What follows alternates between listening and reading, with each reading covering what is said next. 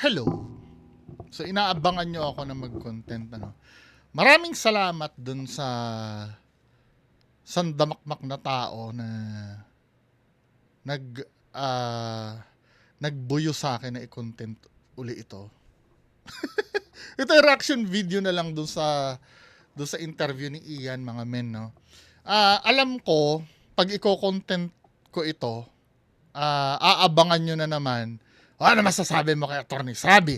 Ano ma, 'di ba? Meron na akong video ginawa kasi, 'di ba? I do appreciate yung mga tao na nagbigay din sa akin ng info regarding kay Attorney Savi. Na-mention ko ito, para sa kalinawan ng iba, naggumawa na po ako ng video regarding dyan sa issue na yan. Ilalagay ko na lang yung link dyan sa comment section, no? Now, yung mga nagsasabi na naghugas kamay daw ako, no. 'Di ba? Tinake ko yung full responsibility. 'Di ba? Sa akin yung kasi napapanood si Attorney Savi eh. Ako ang nagsubo sa inyo kay Attorney Savi, yung mga subscribers ko. Kaya nga ano eh, kaya nga sa totoo lang nung nangyari yon, parang nawalan talaga ako ng gana dito. Parang alam mo yun, yung tamad na tamad ka na, alam mo ah yung nabudol ka, 'di ba? Alam mo yung feeling na ganon, lahat tayo nakaramdam nun. Kung kayo ay nanonood dyan, naramdaman nyo na parang na-betray kayo, mas triple o 5 times sa akin yon dahil ako ang nagsubo sa inyo kay Attorney Savi. However, yung kung tatanungin, ano ba talaga siya, tunay ba talaga siya o hindi, tunay bla bla bla bla. May mga sarili akong point of view diyan. Pero yung karapatan na sumagot diyan, sinabi ko do ah, sa unang video ko, kay Attorney Savi nyo tanungin. Kung may isasagot siya, yun ang pagtiyagaan natin. Now, hindi mo ba i-debunk yun? Kasi yun ang unang sasagot. Ba't si Mangusin, ganyan, dapat ganyan ka rin sa mga manluloko. Tandaan nyo, no, yung movement namin kasi ay para kay Sir FLM. Hindi para kung kani-kanino. Pero may point naman kayo doon na para sa truth din naman. Now, ito sasabihin ko, merong mga nag-expose kay Attorney Savi, katulad ni Nabubobong Kabataan. Tama ba yung page? Sorry baka magkamali ako Nabubobong Kabataan ba yon? Hindi ko kukontrahin yon. Bilang isang nagsusuri, karapatan niya yon. Kung tatanungin nyo ako, kami, no? Kung tatanungin nyo kami at ipipressure nyo kami na magsalita regarding dito sa bagay na to, may mga intindihin nyo sana na meron kaming kailangan sabihin na limitado lamang sa panahon ngayon. Alam nyo kung bakit? Kasi nasa gitna pa tayo ng pakikipaglaban eh. Hindi pwede yung may target tayong isa, meron na namang isang titirahin. Magulo yun. 'Di ba? Kapag si Attorney Savi, 'di ba, nakita niyo naman nagla-live siya. 'Di ba? Nagsasalita siya. Kapag ang nangyari nag-focus tayo doon. 'Yun ang gustong mangyari ni Norman Mangusin. Yung ganon, mawala sa kanya yung focus, tapos kay Attorney Savi tayo magpo-focus. 'Di ba? Yung mga hindi ko naman pipigilan yung bahala sila yung mag-expose kay Attorney Savi. Kung meron man silang sapat na ebidensya na sige, go ahead. 'Di ba? Wala akong kokontrahin doon, wala akong aanuhin doon. Go! Karapatan nyo yun. Magsuri. Pero kung halimbawa, kaming tatanungin nyo regarding dyan, limitadong pwede namin isagot kasi hindi kami pwede muna magsalita ngayon ng mga bagay na bagong topic na naman uli. Hope you understand. Kasi dito tayo maglulup eh. 'Di ba? Alam niyo naman kung paano umano si Attorney Savi. Takot ka lang ika. 'Di ba? Hindi more on takot eh. Alam mo yung paano ba i-describe yung feeling? Alam mo yung nakakatamad kasi. 'Di ba? Nakakatamad na alam mo yung Yung point na nananalo na tayo, tas biglang may nangyaring ganyan. Na kayo, ito pa yung nakakatawa parang ang lumalabas pa ay nung may nagkaroon ng issue kay Attorney Sabi, parang tila naburay yung yung mga kasalanan ni Sir FLM.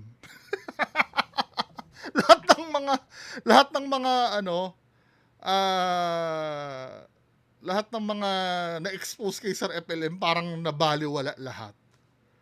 'Di ba? Dahil yes kung halimbawa may nangyari bang deception, I think meron.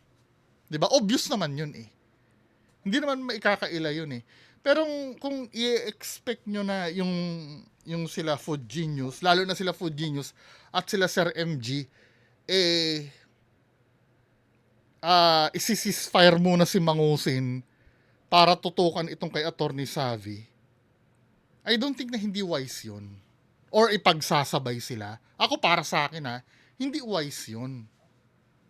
Kasi every time na may sasabihin kay Attorney Savvy, gagawin bala ni Mangusin uli. 'Di ba? Hindi ko na tuloy natatawag na sir si Sir Norman. Gagawing alam mo 'yon, 'di ba? I do suggest pwede nyo naman, lalo na ako pagampaga na yung daliri ko sa kakasagot ng mga nagpi-PM sa akin, pwede naman tayo mag-usap regarding dyan. 'Di ba? At lahat naman sasagutin ko naman Pero yung gagawa tayo ng bagong laban uli dyan, malulus yung malulus yung purpose nitong unang pakikipaglaban 'Di ba? Hope you understand my point, mga kababayan ko. Pero kung sila mga nabobobong kabataan ipagpapatuloy nila yung mga may gumawa na nga ng may gumawa na nga ng group na anti-Attorney Savvy Go ahead, panoorin niyo, hindi ko kayo pipigilan doon. Karapatan niyo as an audience na magsuri. Pero kung akong tatanungin niyo, sana lang wag niyo kaming pangunahan sa dapat naming gawin muna. 'Di ba? Kung darating ang time na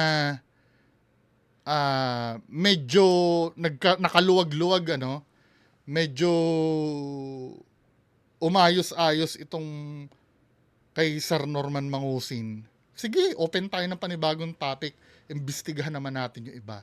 Kasi ang purpose kasi, kaya tayo nagtipon-tipon dito, para suriin si Sir Norman Mangusin. Kung may mangyayari man na deception, sige, pwede naman nating pag-usapan, pero hindi siya yung main topic. 'Di ba? Inuulit ko, katulad nyo, na-feel ko rin na betray din ako. Alam din naman ni Attorney Sabi yan, sinabi ko din naman sa kanya noong mga huling pag-uusap namin. Kasi meron tayong pinaniwalaan na hindi totoo Well, yun ang pagkakaintindi ko. Kasi ako, hindi ko naman alam kung ano pinag-uusapan nila doon. I think nag-uusap sila Meron silang mga napag-usapan na hindi ko rin naman narinig. 'Di ba? Pero kung ako ang tatanungin, sige, sasabihin ko, naramdaman ko rin na na-betray ako, katulad nyo. Kayo nga audience lang kayo Paano pa kaya na ako may-ari ng isang channel na doon umaakyat si Attorney Sabi? Hindi ba mas malaki ang pressure sa akin noon? Halos tama rin na nga ako nung nagkaroon ng scandal na yan Sa totoo lang, ayoko nang i-content to Kung napahiya ako, oo, napahiya ako. So sabihin ko sa inyo yung totoo. Kaya every time na may magtatanong sa akin, alam ito ng mga nagpi-PM sa akin sir, mag-content ka naman kay FLM. Sabi ko, sir, tamad na ako. Alam mo yung parang wala ka ng gana kasi feeling ko, lahat ng sasabihin ko dito wala ng credibility. Kasi dun sa pagpapaniwala sa inyo ng bagay na hindi totoo, naging part ako nun.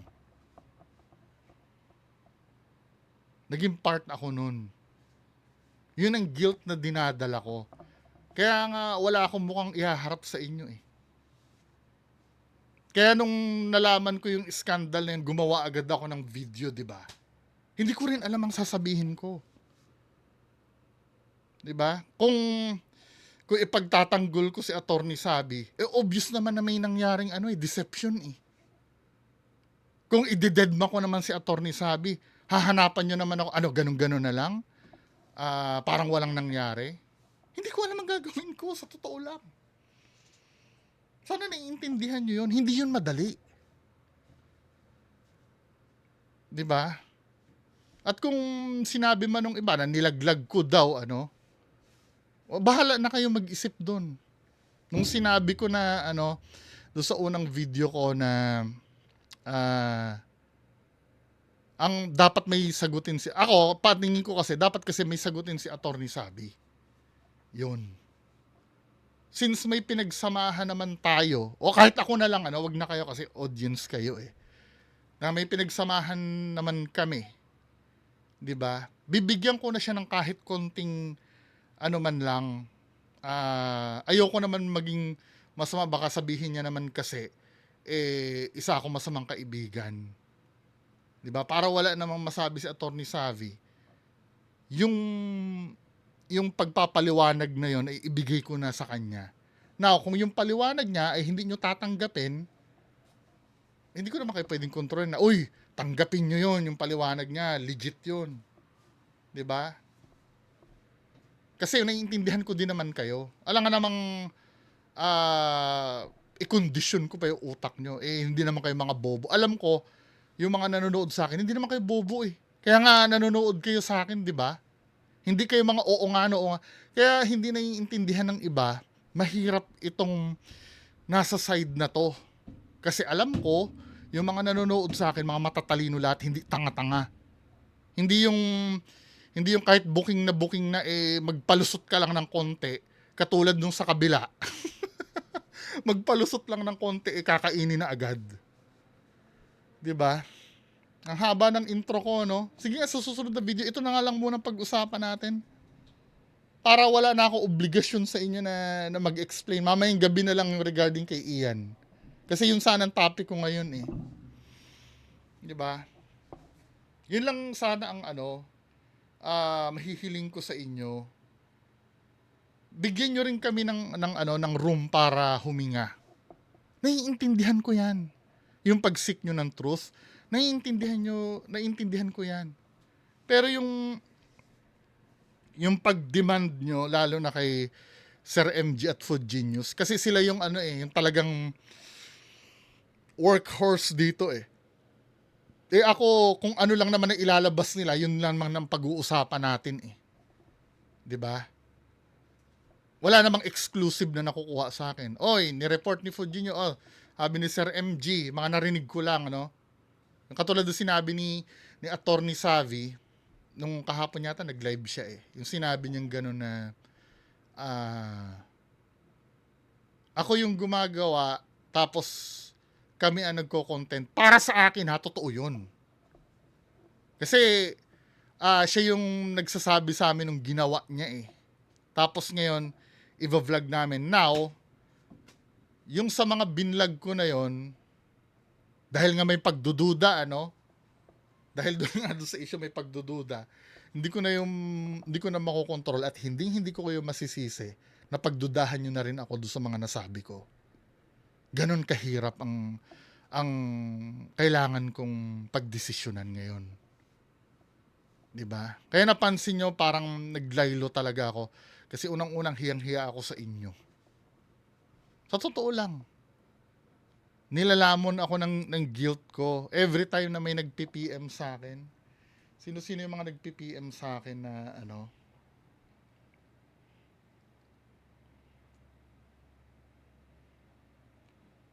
Wait lang ha. Para ma-mention ko kayo. Yung nagtatanong sa akin. Madami to eh. Asan ba yung business suite? To. Si Ma'am Mary Eunice Ramos, Sir Nathaniel Parenas, Ma'am Tintin, Sino pa ba? Si Ma'am Gretort. Sorry ha. Sino pa ba mga nag-PPM? Ma'am Athena Alexia, Sir Kasahe Paul, si ano, yung may ano si Tito Tons. May channel to eh. Sorry, nakalimutan ko na yung ano, yung reaction video channel din. Si Sir Israel Hodilla, Carlo Arellano, Sir Paulo Flotides, Sir Jonal Pan, Sir Mikey Go, Charlesix, ano ba name na to? Sorry sir kung hindi ko ano. Si Sir Devon Ray Pasco Panty. Oh, seryoso Panty yung ano. Si Ma'am Alim Alim, Mamba o Sir Alim Alim. Sir KJ De Mesa, Sir Tolitz de Guzman, Sir Migs Diaz Isip, Ma'am Shine Malan, Sir Nonoy Luterte, Sir Carlo Caspillo, Sir PJ Bienes, Sir Calvin Bennett Biazon. Ang dami kong sinasagot sa inyo. At lahat yan, humihingi ako ng tawad lahat. 'Di ba? Si Ma'am April Hope, Sir Roel Soleta sa Dicon, Ma'am May Alcantara, Sir DJ Mariano Gonzales, Ma'am Alain Grant, Sir Paul James, Sir Villamor Jan Paul Villanueva, Sir Garcia Imeng, Ma'am Sydney Extria, Sir John Michael Torres, Sir Nino Angelo Iruma, Ma'am Patch Tuti, Sir Jonathan Puyod, Esprit Manabat, Sir Bern Oli, Paulo ang dami nyo. Sir AC Flores, Ma'am Nimpa Bartolome, Sir Dark Angel, hello sir.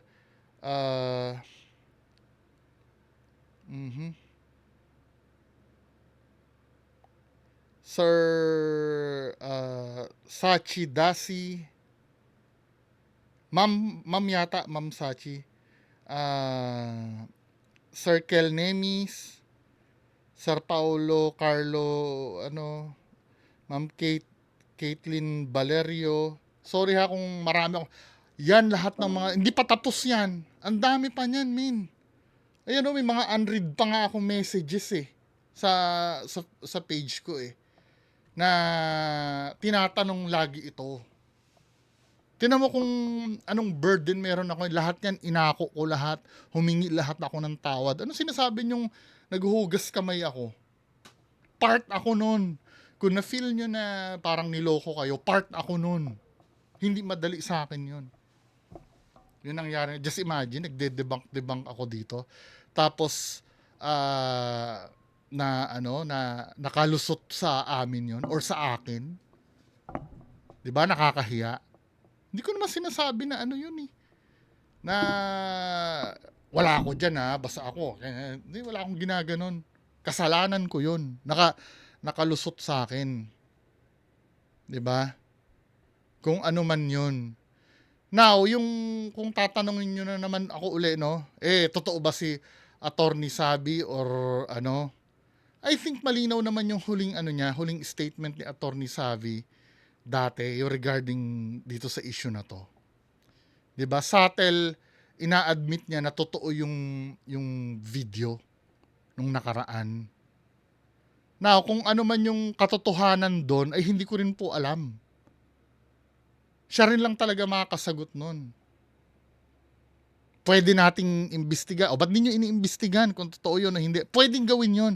Pero ang main target kasi ngayon talaga si Sir Norman Mangusin. 'Di ba? Kapag na-engage kasi kami diyan, yan ang gustong mangyari ni Sir Norman Mangusin. 'Di ba? Ayoko naman gawin na ipagtanggol ko. Mas ano naman 'yon. Di lalo kayo nagwala no. Kung ipagtatanggol 'yon sa dinami-dami na ng finorward nyo sa akin na overwhelming na video. 'Di ba? Kaya nga I do suggest no, yung mga nag-expose niya katulad ni nabobobong kabataan, total siya yung nakakaalam nun at siya yung parang advocate nito, doon kayo, manood kayo doon. Ako din, nanonood din ako doon eh. Nanonood or nagbabasa din ako ng mga pinopost niya. 'Di ba? Pero yung pe-pressurein nyo si Sir MG tsaka si Sir Food Genius na agad-agarang sagutin itong concern na ito, I do suggest bigyan nyo ng konting room huminga muna. 'Di ba? Pero ako, i-PM nyo ko, sige, pwede tayo mag-usap. 'Di ba? Pero kung sasabihin nyo, hindi, i-content mo na lang, i-content mo na lang. 'Di ba? Madidiskaril eh. Kilala kasi ako na original na nagko-content ng FLM tapos biglang 'di ba ganyan. Naiintindihan niyo ba ako o hindi? I'm so sorry kung hindi niyo ako maiintindihan. Ha? Sana nag-effort ako mag-explain sa inyo. Yung mga dati na diyan na nagsasabi. Parang hindi mo na kinukontenta o i-content mo sabi. Ito na. 'Di ba? Wala akong hugas na kamay na ginagawa. Kasama ako doon. Kung na-feel nyo na na-betray kayo, nag-contribute ako doon sa feelings nyo na yon. 'Di ba? Pero sinasabi ko sa inyo, hindi lang kayo nakaramdam niyan, ako din. Ilan na nanonood sa akin kada topic ko si FLM? Average ko 20,000 views. Yung 20,000 nanonood na sa akin yon, kung may panloloko man na nangyari, niloko ko yun. Sa akin na nanggagaling yun ha. 'Di ba? Sana maintindihan nyo lang. Okay na tayo o hindi? Ngayon kung hindi sa inyo okay, di wala naman ako magagawa. 'Di ba? Pero pwede nyo akong kausapin anytime sa sa page ko. Mag-PM lang kayo. Kaya lang, baka mamaya medyo matagal kasi ang dami nyo eh. May mga hindi pa ako nasasagot eh. Na tao. So next video na lang kayong kay Ian na. Inubos ko na dito lahat ng Ito na yung huling video na gagawin ko para sagutin itong issue na to. Kasi alam ko yan ang bubungad sa comment section mamaya eh. Yung ganyan eh. Ano masasabi mo kay Attorney Sabi? Ano masasabi mo kay Attorney Sabi? 'Di ba? Anyway, so next video na lang baka mamayang gabi or or bukas na yung tungkol dyan kay kay Ian, ha? Okay na to, ha? So yun lang po muna, magandang araw sa inyong lahat, bye-bye.